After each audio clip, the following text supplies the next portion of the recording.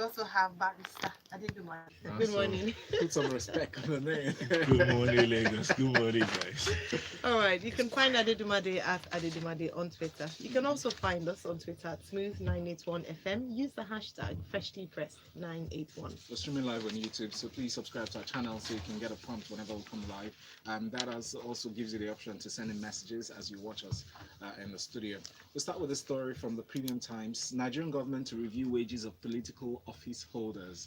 A minister revealed, that's the Minister of Labour and Employment, Chris Ngige. He said that a committee was constituted, Presidential Committee on Salaries, that they are tasked to review the salaries of political service holders, office holders, and the high wages earned by workers in certain government organizations.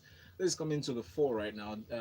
Divo, when you look at this story and seeing that it's been revealed that there are certain people, according to him, who earn 300% of what others earn, it shows the wide disparity that's been quite obvious for some time. But seeing that they're speaking up now, what do you make of the story? Well, that's why we started with Eku. Where is the money?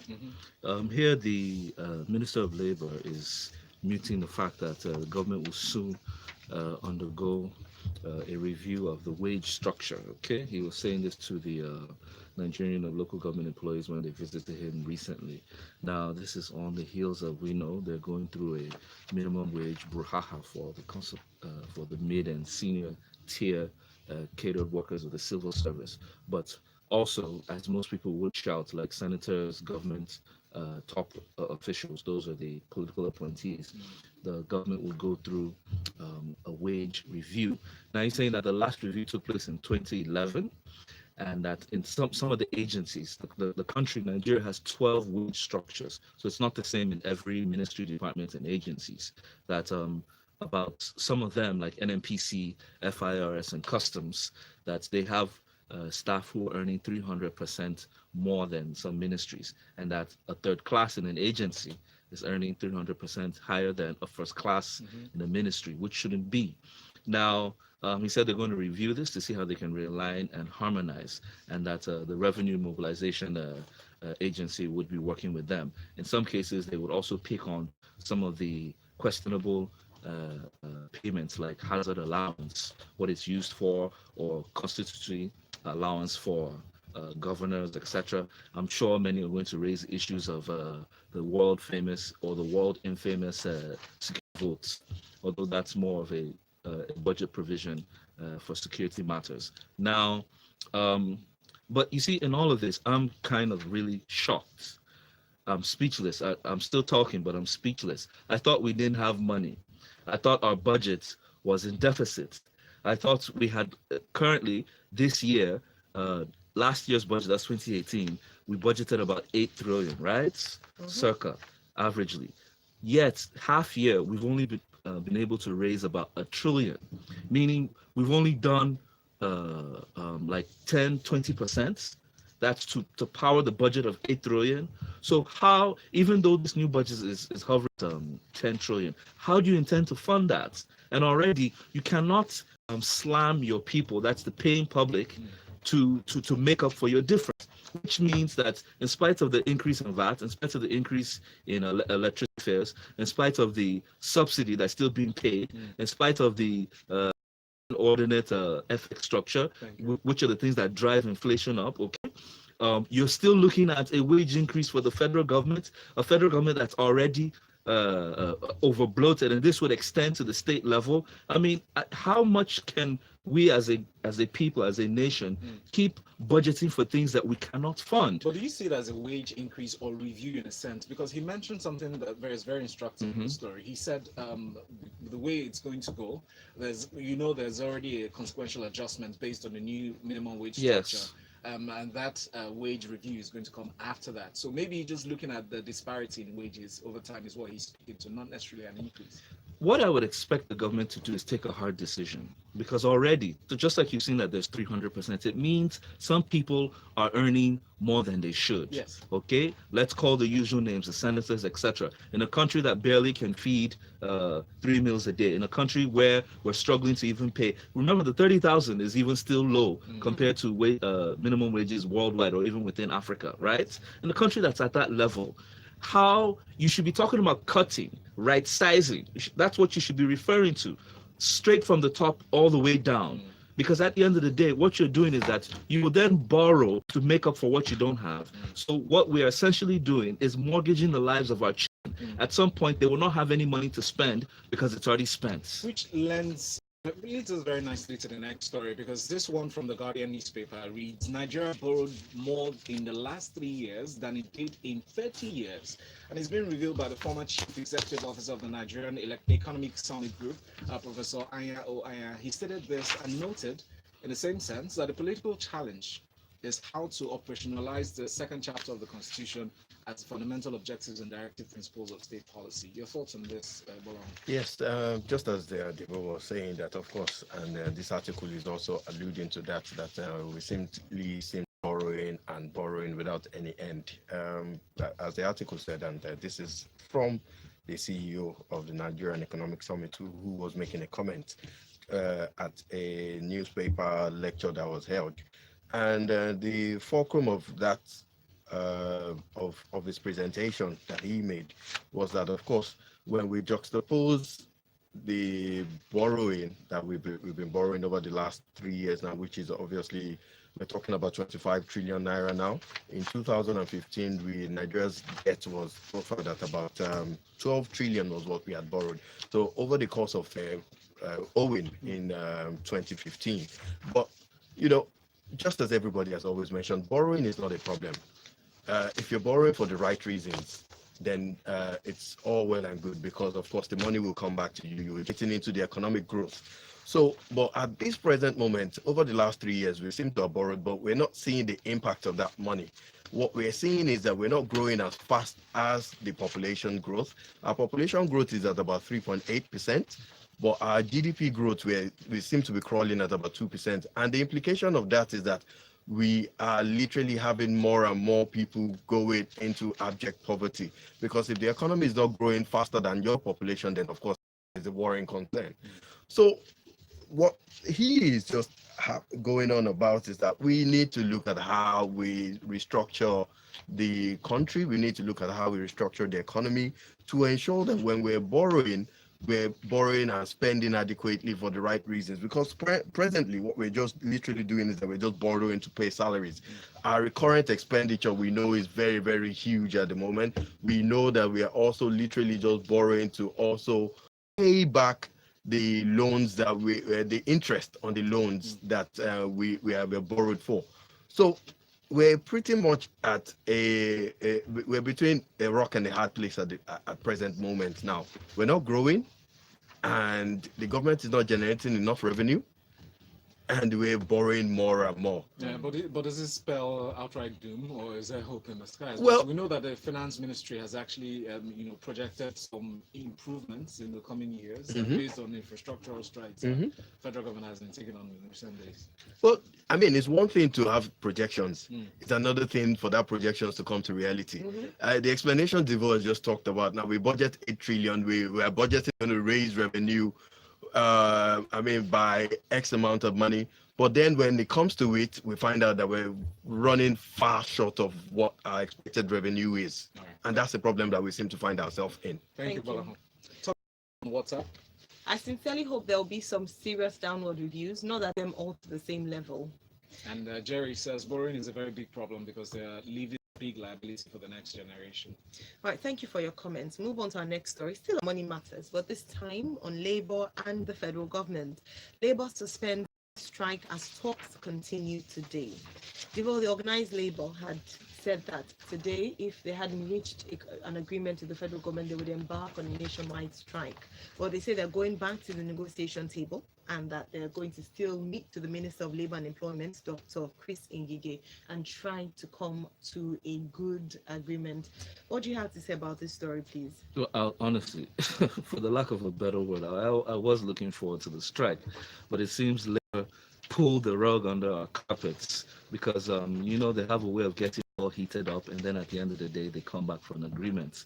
So some would say they're not.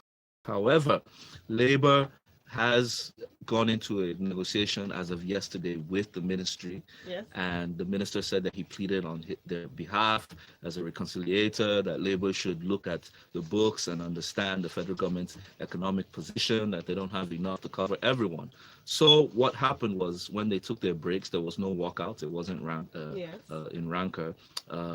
An anonymous source did mention that both sides shifted base. Okay, so what happened was, initially the federal government was pushing for 11%, while Labour was asking for around 29%. That's for the consequential adjustments between levels 7 to 14 and then 15 to 17. So I think if you move 10 basis points for each, it lands around 20. So the source did mention that government came up to around 17, while Labour was pushing around 22, 25. Yeah. Right now, they haven't yet finalized, which is why they haven't disclosed anything to the public. Now, this also, remember, this is at the federal level. The article doesn't state whether the states also have been able to make their own commensurate consequential adjustments. Lagos State has come out to say that they're willing to pay more. Yeah, than they the haven't. They're only 30,000. willing. The governor has Yes, come out Lagos to say. can't speak because Lagos, obviously being the number one in IGR, can carry their weight. But the other states, we need to look at their fiscal positions and know whether they can. The problem here is that there is a revenue shortfall, okay? And this was the whole logic behind this minimum wage debate. Do you reduce bogus expenditure? Do you reduce it from the top down so that you can live and pay your what you can afford, or do you increase across board and then have to look for ways of meeting up, which is where we find ourselves? And that is, I don't know, it's like doing the wrong thing and expecting the right results. Now we're adding more to the weights that we could not carry. Okay, at the end of the day, you're going to hear governors and federal government leaders, CEOs, DGs, ministers, all telling the staff that, I'm sorry, we can't pay this. Remember, because, and this is where the fight lies, minimum wage is easy to pay because it's the lowest of the ladder that earns it. But now we're talking the consequential adjustment, which affects every other person all the way up. We just read a story about office holders who earn 300%. Their review also coming. I don't understand where this federal government is headed, honestly. You can't carry your weight, yet you're still discussing it. Cut your losses, cut it, take the hard decisions. And for me, if you must have a review, we must publish the complete earning profile from the president down to every federal government staff, every state government. Let's know their profile. Let's know where they should be cut. All right, thank you very much indeed, Divo. Says from Marina, but the government is only playing to the gallery on this issue of minimum wage. Let them review the salaries of organizations such as NMPC, DPR, CBM, NPA, NIMASA, and so on. How can freshers in this organization take minimum of 400,000 naira home as salary, and the government is complaining of paying 30,000 naira minimum wage monthly? Isaac from Ikeja says, he says to thank the analysts for highlighting issues of salary review of the rich elite politicians. Examples are the senators. I wonder why they can't pay 30,000 naira minimum wage. It's a general question. Yes. Somebody from Festac, sorry, just one more. So how do you expect to see growth when funds are borrowed only to be spent monthly on recurrent expenditure, and even the one to be spent on capex is not controlled and accounted for? We keep building castles in the air in the country. All right, thank you very much, Tunde. Let's move on to still some more money matters. So, Where's the money? Premium Times has this exclusive. Besides $9 billion PNID ruling, Nigeria dogged by other huge contractual judgment debts. So the summary of this is that the current battle with PNID payment, whether it's fraudulent or not, the country is still haunted by other contractual judgment debts against it by local and foreign courts. Adedumade, please take us through this story. I know many people out there who have also been litigants against it, especially in issues that have to do with maybe contractual or even human rights, shall I say, cases. It's very difficult to get the judgment to pay you anything when the judgment has been given against. And there's a reason why that goes on, but that's the law, and I'm going to get to that. But I'd like to delve into the story, just like you mentioned. So aside from 9 billion, right, that we're still yet to pay, and we're still fighting in court, there's another $600 million that Nigeria is owing, and this is spread amongst a couple of companies. So the first one is like from a company called Continental, and that one is like $276 million. Now, what happened was there was a contract. Nigeria breached their part of the contract. They went to arbitration. Now, usually these companies prefer arbitration because it allows them a form of neutrality. Unlike when you come to Nigeria and have it have the issues hashed out in a local court. So now the court now gave judgment of $252 million against Nigeria in 2007. That's the arbitration panel, but Nigeria didn't pay. There was also $252 million and another $247 million as well, and also 238, which was paid as the cost of the arbitration, but Nigeria didn't pay. In 2013, they sought to enforce that and even garnish the CBN's accounts with JP Morgan, but of course the court held then that that account could not be touched because it was against the Foreign Services Immunities Act. Now, apart from that company, there are other companies. So, for instance, there's Interstellar, which has an issue with NITEL. There's the issue of the 1.9 naira and 2 billion as well as damages that has not been paid during government. Now there are other companies like LR Avionics and all of them. So this just shows that Nigeria has taken its culture of not, should I say, paying due attention and following court judgments as taking it abroad. And if you notice, this thing started as much as 2006, 2007. So this is a constant culture. This is not just one thing about one administration. This is a continuous thing, And I feel it's something we just need to work on. For instance, there was one of the cases where we just stopped going to court. As in, who does that? So who do we blame? Is it the president, the attorney general of the federation? Who's responsible for ensuring that we honor court appearances, we honor contracts, we are a responsible government when it comes to rule of law? Thank you. Well, I'm going to spread that into three places, right? Who do we ask? Now, the first one is the AG. The AG is the person that, of course, has the duty. That's the attorney general. Yes, has the constitutional duty to defend our country in court, either foreign or in Nigeria as well. Now, there's also the presidency, who is the driving force for the government at that point in time. You have to be someone who takes the rule of law in high esteem, and which we can even see from this current administration is not the case. Even 2 days ago, we had the customs boss to come out and say the rule of law is subservient to security of life. Now, the only way you can get security is when there is rule of law. So you see, Nigeria, then the third person actually is we the people, because we also need to talk to these people. We also need to ensure that they deliver on the little things of this breakdown of rule and law. We are in a lot of problems in Nigeria, and it will continue. For instance, now, if they say security is more important than rule of law, that means the policeman can come and say, you know what, arresting thieves or people who are fraudsters is a security issue. So these people are not deemed to have human rights for this period of time. Someone who is in the customs can come and say, okay, arresting people who are smugglers is also a national security issue. So these people are deemed not to have human rights at this time. Now, this so there's a real danger there. There's a big danger, really, really big. And I think as a country, we need to look at the government, we need to look at ourselves, and we need to ask ourselves, where do we want the rule of law to go? Because in 10 years, truly, if we don't work on the rule of law, Nigeria is going to be in bigger mess than it is right now. All right, thank you very much. And I also would like to add that I don't think it ends at the rule of law or the avoidance of it. I think we also need to pay attention to the fine lines in agreements that we sign. Absolutely, Yeah. that's just very it. important. You see, Very Nigerians, important. we are very sloppy. It's not the first time I've heard of this one, and we have a series, just as is mentioned, of these cases that is going on, and this is going to set the precedence for the rest of those claimants. I've actually been told that people do this deliberately because they know Nigeria violates. Because exactly, I was going to ask. They do deliberately. Because I'd like to believe that we're not entirely bad. We're not, we're not unique in our breakdown, breaking of the law.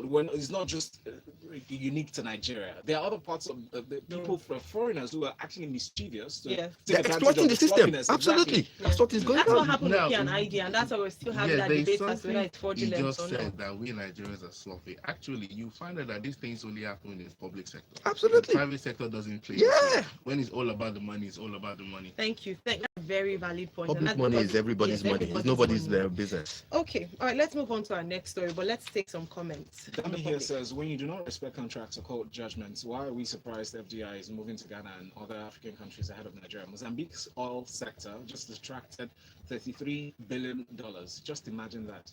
On the minimum wage, the government does not generate jobs in developed world countries, but make policies that enable private sector to thrive and employ citizens. Thank you. All right, let's move on to our next story very quickly. This day has this report, Devo. Senate passes amended product sharing contract bill. We've been talking about this. Finally, they have passed the law. Let's talk about this for a few minutes. Okay. Well, this was one bill that was passed regarding free contracts by the Senate. It's gone through the second reading, of which it will get presidential assent. Now, for those who don't know, production sharing contracts in the oil and gas industry, you have two forms of major negotiations or partnerships. You have the IOCs that go through joint ventures. That's whereby Nigeria through NNPC and any other foreign company come together to do and production. Now, that's most of the big names are JVs. Yeah. However, the production sharing side is whereby the oil company takes on the full risk and funding of that venture until they're able to produce oil. Now, within the years given to them, they may produce or they may lose. So the country doesn't bear any loss there. And where the person discovers, they are given some levels of concession. So in this bill, what was said that was they extended the review period from 5 years, I think they mentioned, to 8 years, and that this would bring about some economic gains. The Senate President did thank the President who had made an instance to review the bill to be able to increase Nigeria's earnings. Thank you very much. So that's some positive news right there. Yes, because well, we did want to hear the one in downstream, which is where the money lies, the PGIG. Let's celebrate something. I mean, we've been talking this morning, and it seems almost depressing. We have D on YouTube singing the national anthem. Oh God of creation, direct and noble cause, gather our leaders right, help our youth the truth to know. So please, another positive news, so that we're not so down this morning. Extrajudicial killings, police order stun gun for operatives. So Punch reports, we actually took the story when they said they were considering doing this, when the IG of police had mentioned, and now they've said they've actually ordered, and it should be getting to Nigeria before the end of this year. Adedumaje, what do you have to say about this? This is quite commendable. This is great news. People have always been clamoring for this kind of action for a long time now, and it's good to actually see it coming to fruition. I have some questions actually that I'd like to ask us as a people and also the Nigerian police force. Now, the issue of extrajudicial killings, right? There are some incidents where a person dies outside the station, for instance, maybe dies on the road or something of that sort. Now, there's also an incident, or there are also alleged incidences when the person dies after being arrested. So how do stun guns affect people who are tortured? How do stun guns affect people who are extorted? How do stun guns affect people who are unreasonably arrested and kept and not taken to court, whose fundamental rights are breached? Now, stun guns just impact a very little, should I say, position or factor in what has not amounted to the numbers of extrajudicial killings that we have, because the Nigerian police has had a very, very bad history of how they handle investigations, right? It is, I won't say common knowledge, but it is alleged, as some of us here like to use, that torture is the only way they elicit information from suspects, so they have to up their game as well in that regard. Now, we also talk about police reforms generally, right? And also, I'm going to even say something about this stun gun. So you're saying you're giving the person who has a gun a stun gun. You're saying it should not use an AK-47 or a pistol to shoot, but it should use a stun gun to shoot. But you are not even addressing the issue of why he's shooting at that point in the first place. I think that's also very important as regards to the psyche of our police officers. So if you're giving him a stun gun, if you're giving him a real live gun, the only thing is he still gets to shoot. But when and why does he get to shoot? That is the actual thing that we should address. I have a question as well. Yeah. What qualifies somebody? At what point do you become a suspect? Are you talking for about shooting?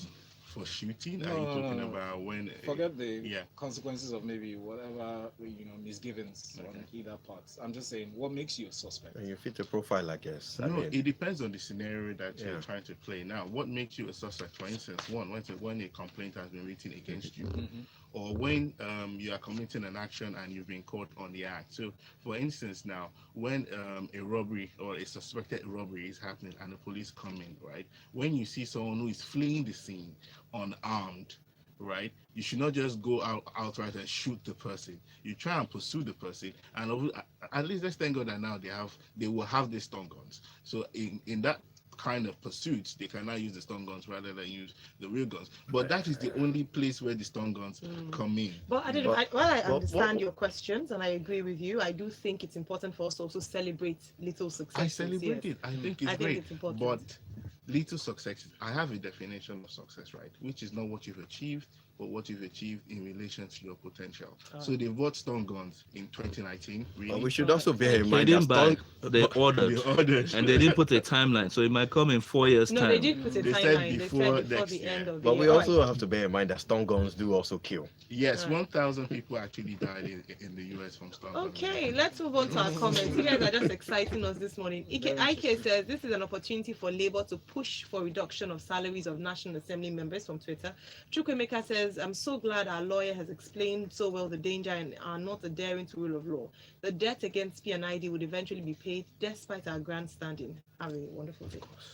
Our next story from the Punch newspaper: 820 bosses. Ex-commissioner indicts Ambody. Please go through the story with us, Bala. Well, I mean, this case suddenly rose up after the Ambody left office, and that he bought 820 buses, which was bought at a cost or at an exorbitant cost of about 45 billion naira, even though he's denied it.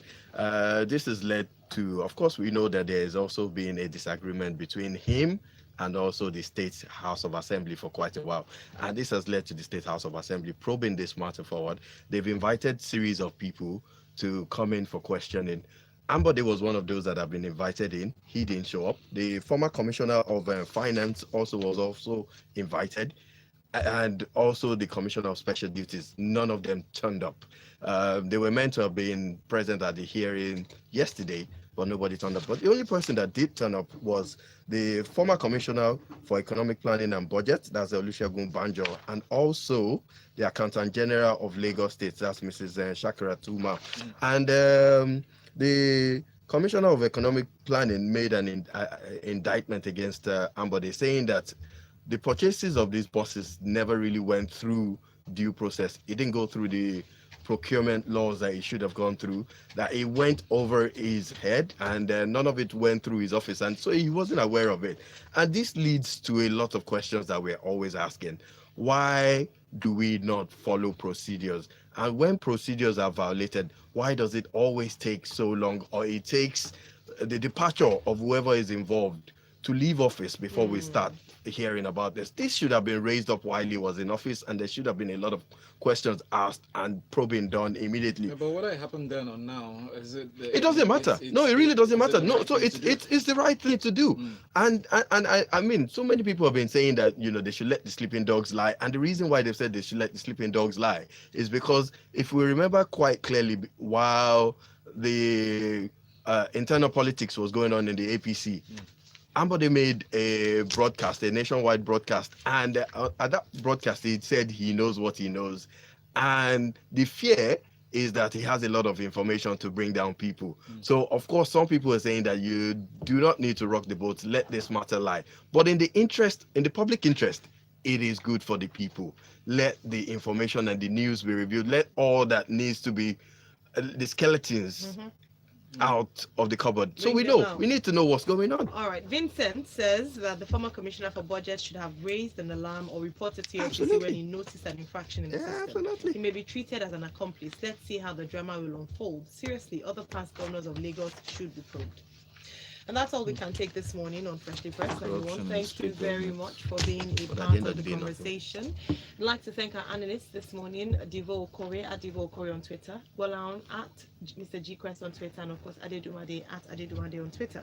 Thanks to everyone for sending in comments. Don't forget to take the discussion even further during Lagos Talk 91. Stay tuned. That's at 9 a.m. Stay tuned. That's corruption.